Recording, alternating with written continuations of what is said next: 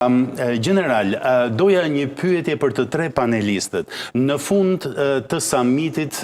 nga dita e premte që jemi sot, doja t'ju pyesja, ju personalisht, si ushtarak karriere, që e njihni si pakush dimensionin ushtarak të Aleancës Ushtarake të NATO-s, doja t'ju pyesja, çfarë ju bëri ju më shumë përshtypje nga diskutimet, nga planet, nga marrëveshjet dhe nga deklarata përfundimtare? Ajo çfarë jo vetëm mu si ekspert apo specialist i fusës ushtarake me një eksperiencë të gjatë të shërbimit aktiv në forcat armatore, mendoj se edhe të gjithë të tjerë ju ka bërë përshtypje pranimi pa asnjë kusht i mbështetjes në aspektin financiar, pra buxhetimin e mbrojtjes nga të gjithë antarët e Aleancës Atlantikut Veriut, tashmë prej 76 vjetësh në e krijuar si strukturë politike ushtarake dhe të tjerë që janë bashkuar dhe të tjerët që pretendojnë apo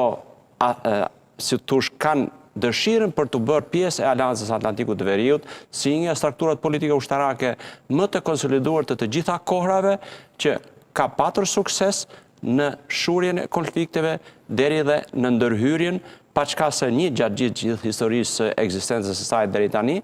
do thosha ajo çfarë liderët e të gjitha vendeve anëtare bën duke pranuar 2 deri në 5% e buxhetimit, paçka se bota në përgjithësi është gati në një recension ekonomik për sa i përket të ardhurave dhe shpenzimeve, pra si themi debi kredis në raport me të ardhurat dhe shpenzimet për qytetarët në të gjithë globin. Kjo të bën përshtypje dhe të tërheq vëmendjen me njëherë dhe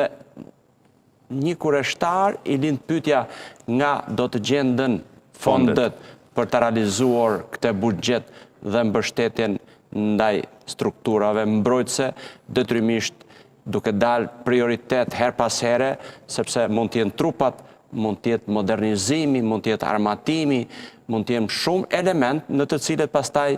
pjesa e ekspertëve do të ulet dhe të shikoj mirë se çfarë duhet ndryshoj dhe ku duhet të investoj. Unë mendoj siç edhe summiti e theksoi që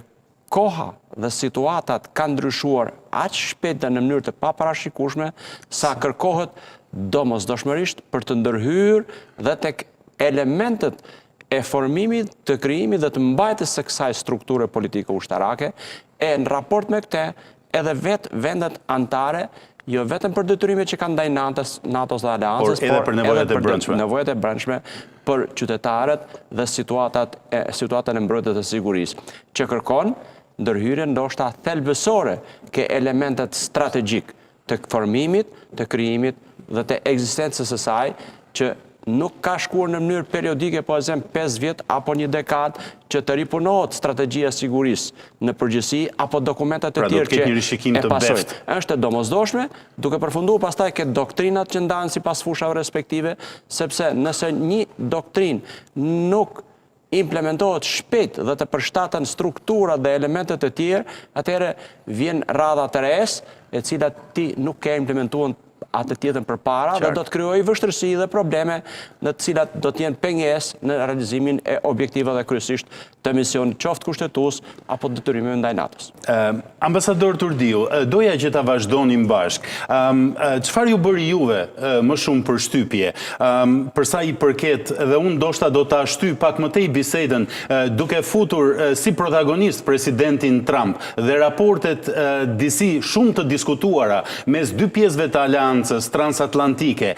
Si u ndjet në përfundim të kësaj konference për sa i përket raporteve mes Shteteve të Bashkuara dhe Europës plus Kanadan?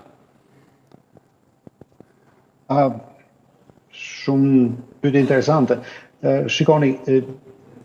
ky summit nuk zgënjeu njëri. Në fundit u konfirmua që NATO është një organizat e domosdoshme për gjithë vendet demokratike, për rendin demokratik, për mbrojtjen tonë të përbashkët. Është një konkretizim i përpjekjeve të përbashkëta për të mbrojtur nga kërcënimet e reja të shfaqura në arenën ndërkombëtare, Desha të kujtoj këtu që në një shkrim të dikurshëm të Robert Kaplan, ai ka thënë që mungesa vite më parë kjo, mungesa e liderave të mëdhenj të fuqishëm është pasojë e paqes së gjatë.